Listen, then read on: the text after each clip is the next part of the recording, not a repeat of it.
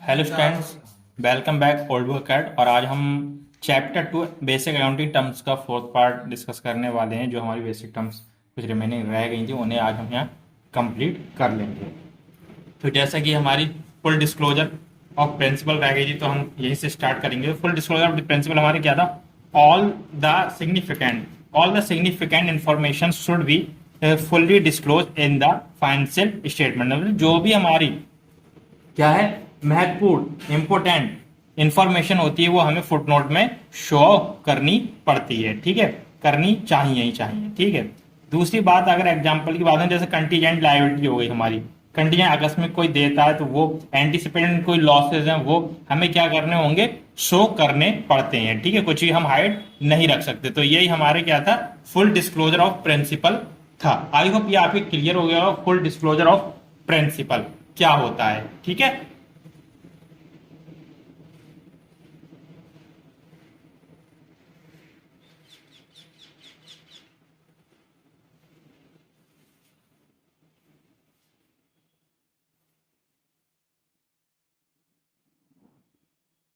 Next हम बढ़ते हैं मटेरियलिटी। अब यहां पे हमारा नेक्स्ट है मटेरियलिटी। तो मटेरियलिटी की अगर हम बात करेंगे तो यहां कहा जाता है, चलिए पहले हम इसे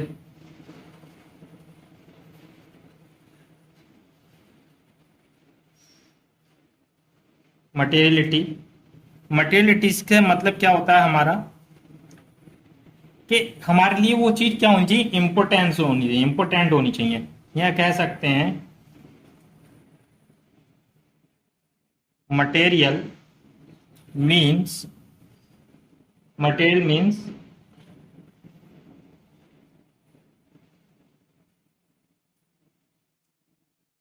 इम्पोर्टेंस। मतलब भाई जो भी मटेरियल है वो हमारे लिए क्या होना चाहिए? महत्वपूर्ण होना चाहिए, इंपोर्टेंस होना चाहिए। उसकी क्या है हमारे लिए? क्या है? महत्वपूर्ण होना चाहिए। तो हम यह कह सकते हैं item atom having significant significant effect significant effect should be disclosed। ठीक है। तो जो भी हमारे लिए महत्वपूर्ण है, ठीक है, वो क्या कर जाएगा? मटेरियलिटी कहलाइए। अब इसका हम एग्जाम्पल की अगर बात करें तो आप बेटर समझ जाओगे एग्जाम्पल से। तो एग्जाम्पल है हमारा pen purchased is recorded in book. ठीक है, एक पेन परचेज करा तो रिकॉर्डेड इन द बुक। अब ये किसके लिए इंपोर्टेंस होगा? अगर हम कहें भाई कोई अंबानी बंबानी है, मतलब कहने का है कोई पैसे वाले हैं, टाटा बिरला है भाई, ऐसे लोग हैं। ठीक है, टाटा बिरला है। तो इनके लिए अगर हम बात करें कि 100 रुपए, भाई 100 रुपए क्या हो गए? लॉस्ट, खो गए। 100 रुपए जो उनके थे वो खो गए। ठीक है। तो अगर हम बात करें तो इनके लिए क्या ये बहुत ज्यादा इंपॉर्टेंट है? तो यहां हो जाएगा नॉट मटेरियल। मतलब इनके लिए बहुत ज्यादा महत्वपूर्ण नहीं है। लेकिन किसी अगर हम बैगर, ठीक है, बैगर सभी जानते हैं भाई कौन होता है? भिखारी। उसके अगर 100 रुपीज खो जाते हैं तो उसके लिए वो क्या हो जाएगा? बहुत बड़ा लॉस हो जाएगा। तो ये यहां पे जो है ये मटेरियलिटी कहलाएगी। ठीक है, किसके लिए क्या चीज इंपोर्टेंट है? तो जो चीज बिजनेस में इंपोर्टेंट है वो क्या है? मटेरियलिटी है। तो आई होप मटेरियलिटी वाला भी पॉइंट आप समझ चुके होंगे। अब हम नेक्स्ट बढ़ते हैं। नेक्स्ट है हमारा प्रूडेंस प्रिंसिपल या फिर कंजर्वेटिज्म।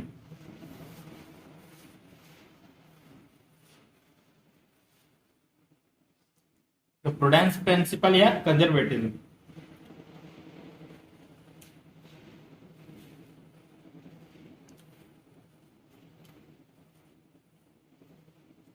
प्रूडेंस, प्रूडेंस ये हमारा सी है, और ये प्रूडेंस या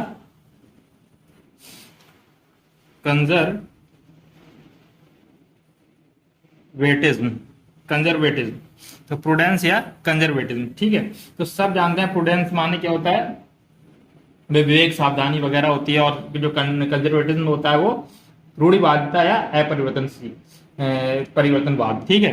मतलब जो मान्यताएं चली आ रही हैं उन्हें हम मान के चलते हैं, वो कंजर्वेटिज्म कहलाता है, ठीक है। तो यहां पे हम कह सकते हैं do not anticipate, do not anticipate profits, but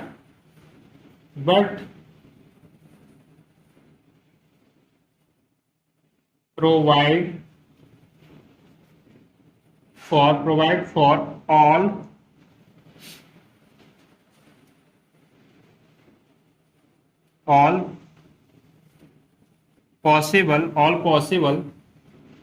possible loss, ठीक है। ऑल पॉसिबल लॉसेस की बात की जा रही है कि प्रूडेंस या कंजर्वेटिज्म की जो बात यहाँ पे कही गई, कह रहे हैं do not anticipated profit but provide the for all possible losses. भैया हमें कोई क्या है प्रूडेंस, जो हमारा कुछ भी जो प्रूडेंस फॉर द पॉसिबिलिटीज है लॉस की, ठीक है, उसे हम रिकॉर्ड करके चलेंगे, ठीक है। उसे हम क्या करेंगे, रिकॉर्ड करके चलेंगे। यहाँ पे कोई भी अगर संभावना है हमारी लॉस की, तो उससे तो हम क्या बना के चलेंगे, रिकॉर्ड करके चलेंगे, ठीक है, रिकॉर्ड करके चलेंगे। यहाँ पे कहा जा रहा है कि रूढ़िवादिता में कि कुछ भी अगर हमें इन फ्यूचर लॉस वगैरह, जैसे हमारे क्या होते हैं डाउटफुल डेट्स होते हैं, ठीक है, या किसी चीज का रिजर्व बना के चलते हैं, तो वो हमें इन फ्यूचर में लॉसेज हैं तो उसे हम पहले से उसके रिजर्व या प्रोविजन बना के चलेंगे। लेकिन प्रॉफिट अगर हम होना तो उससे हम पहले से रिकॉर्ड करके नहीं चलते हैं। तो इसका एग्जाम्पल अगर हम बात करें, ठीक है, एग्जाम्पल की अगर बात करेंगे तो यहाँ पे आ जाएगा creation of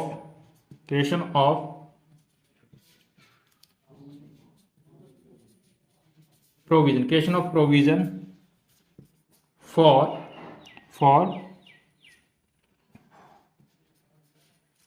doubtful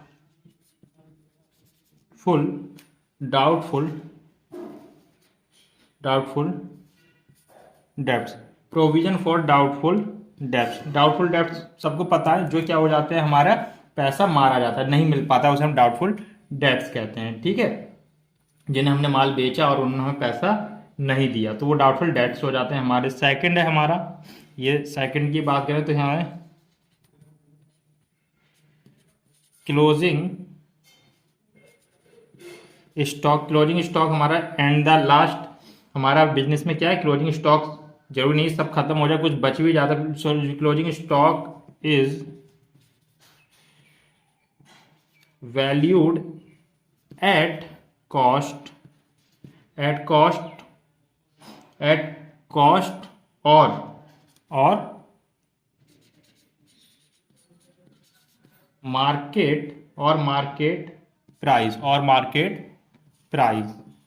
market price whichever is lower. जो भी हमारा यहाँ पे प्राइस लोअर होगा वो प्राइस हम कंसीडर करके चलते हैं क्लोजिंग स्टॉक के मामले में। तो ये भी आपके क्लियर हो चुका हुआ, ठीक है। अब हम नेक्स्ट बढ़ते हैं आगे, कॉस्ट प्रिंसिपल। नेक्स्ट है हमारा cost principle.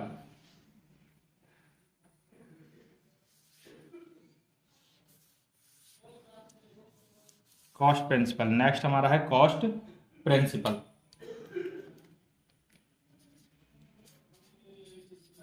Cost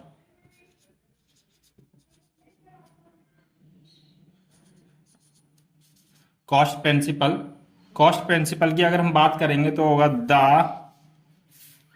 asset is recorded. So students, next हमारा जो है कॉस्ट प्रिंसिपल है। कॉस्ट प्रिंसिपल क्या कहता है? The asset is recorded in the book value. मतलब जो भी हम रिकॉर्ड करेंगे वो किस पे करेंगे? बुक वैल्यू पे करेंगे। ठीक है, बुक वैल्यू या एट कॉस्ट प्राइस। ठीक है, एट कॉस्ट प्राइस। तो यहाँ पे हमारी क्या हो सकती है? देखो, कोई चीज हम परचेज करते हैं, अब यहाँ पे हमने कहा बुक वैल्यू, तो जो भी हमारी एसेट की बुक वैल्यू उसी को हम रिकॉर्ड करके चलेंगे। मार्केट वैल्यू हो सकती है हमारी, मार्केट वैल्यू हमारी भाई 1,10,000 हो सकती है। ठीक है, और वो हमने खरीदी कितने में? हो मान लो हो सकती है हमने खरीदी कितने में भाई? जो परचेज वैल्यू है, परचेज वो हमने 70,000 में खरीदी होगी। ठीक है, लेकिन हम रिकॉर्ड क्या करके चलेंगे? 70,000 को ही रिकॉर्ड करके चलेंगे, मार्केट वैल्यू से हमें कोई मतलब नहीं है। तो यही हमारी कॉस्ट प्रिंसिपल बोलता है कि जो भी हमें रिकॉर्ड करना है वो किस पे करना है भाई? जो हमारी कॉस्ट एक्चुअल प्राइस है जिस पे हमने परचेज करी है, जो बुक वैल्यू है, वही हमें रिकॉर्ड करके चलनी है। अदर से हमें कोई भी मतलब नहीं है। ठीक है, तो आई होप ये आपके क्लियर हो चुका हो। फिर आता है हमारा नेक्स्ट है मैचिंग कॉन्सेप्ट।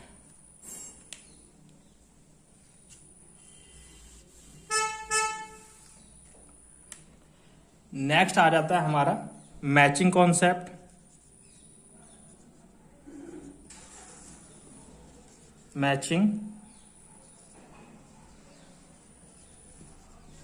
मैचिंग प्रिंसिपल आ जाता है हमारा।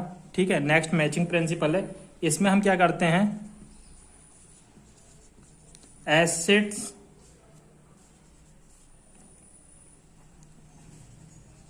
रेवेन्यू। ठीक है, एसेट एंड रेवेन्यू। ठीक है, जो भी हमारे क्या होते हैं एसेट एंड रेवेन्यू पे, जो भी हमने एक्सपेंसेस किए हैं, एक्सपेंसेस जो भी हमने किए हैं। ठीक है, तो अब यहां पे हमारे कैसे हो सकते हैं? यहां पे cost incurred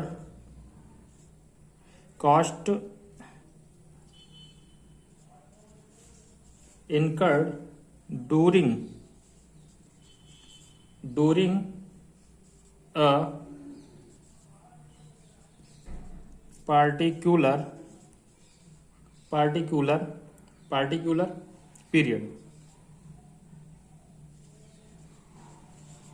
particular period should be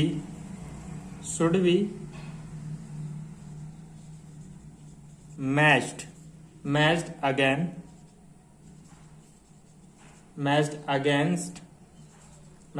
the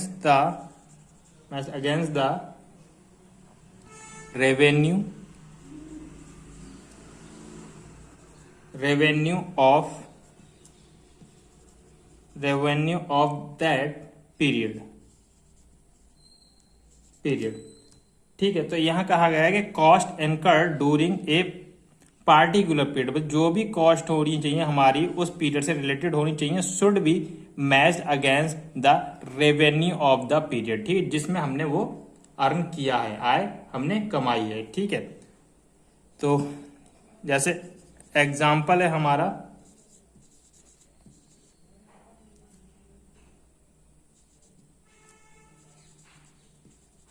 depreciation क्या होती है हमारी? गिरावट। ठीक है, मूल्य में गिरावट, जिसे हम कह सकते हैं fall in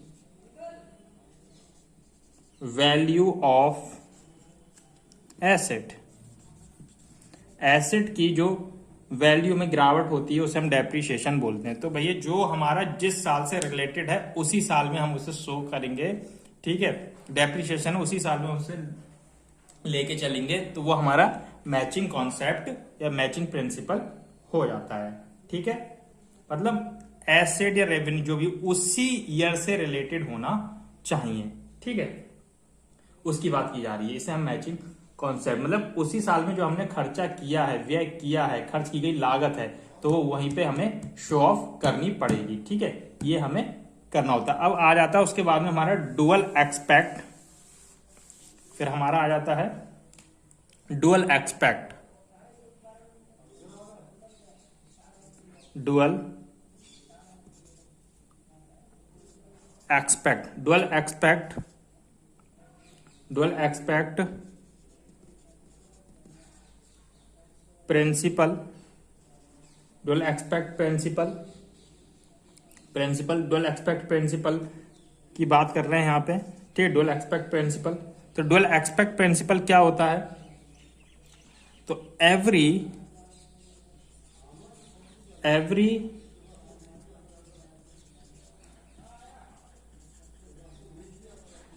transaction has two aspect, मतलब जो भी ट्रांजेक्शन है उसके हमारे कितने टू एक्सपेक्ट होंगे, ठीक है। अब वो कौन से हो सकते हैं टू एक्सपेक्ट? तो कॉमर्स स्टूडेंट्स आपको सबको पता होने चाहिए, debit and credit, debit and credit. तो हमारी एक इक्वेशन होती है, इक्वेशन क्या है?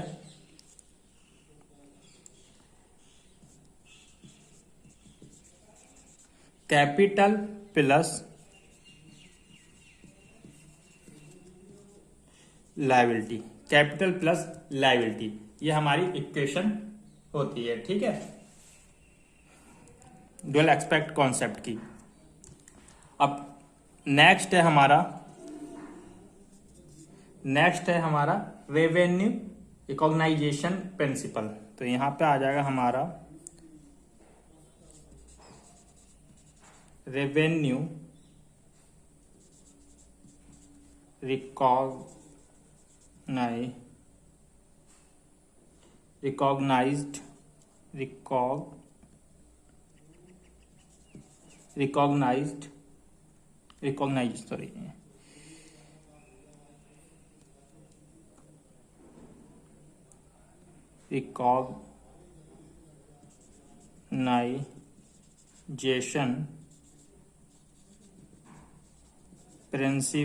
Recognition principal. तो रेवेन्यू रिकॉग्नाइजेशन प्रिंसिपल की बात की जा रही है यहाँ पे।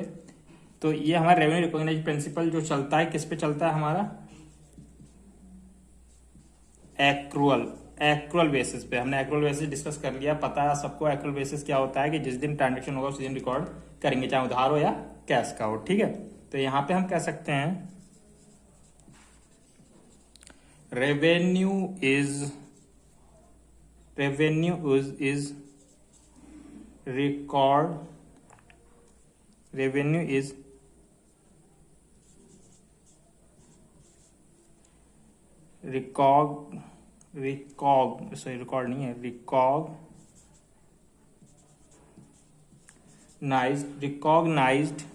recognized in the period in which is earned, मतलब अर्न हमने जो किया उसी पीरियड में, irrespective of the fact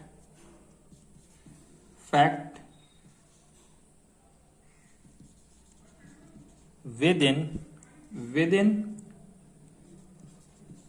it is received और नॉट, चाहे हमें रिसीव्ड हुई हो या ना हुई हो, ठीक है, तो हम उसी दिन रिकॉर्ड करके चलेंगे जिस दिन वो ट्रांजैक्शन होगा। तो रेवेन्यू रिकॉग्नाइजेशन प्रिंसिपल हमारा यही कहता है, और ये किस बेसिस पे चलता है? एक्रुअल बेसिस पे चलता है। एक्रुअल बेसिस अगर आपको पता हो तो आप क्लियरली ये समझ गए होंगे। अब नेक्स्ट हमारा जो बचा है, लास्ट बचा है variable objective principal.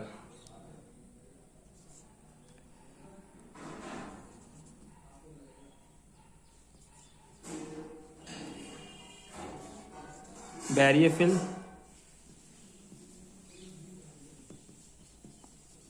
Objective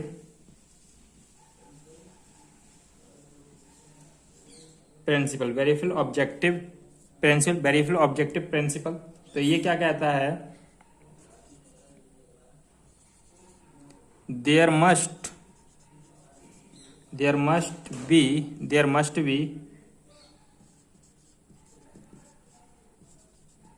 objective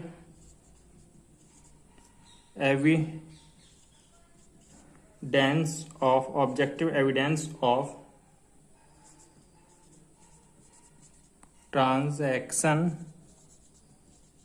transactions which are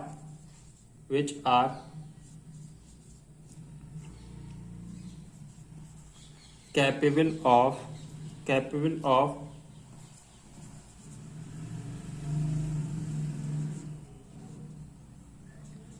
verification. तो जो भी हमारे ट्रांजैक्शन है उसका क्या है? वेरिफिकेशन, वेरिएबल होनी चाहिए, ठीक है। तो यहां पे हम कह सकते हैं एग्जाम्पल क्या हो, किस चीज से वेरीफाई होते हैं?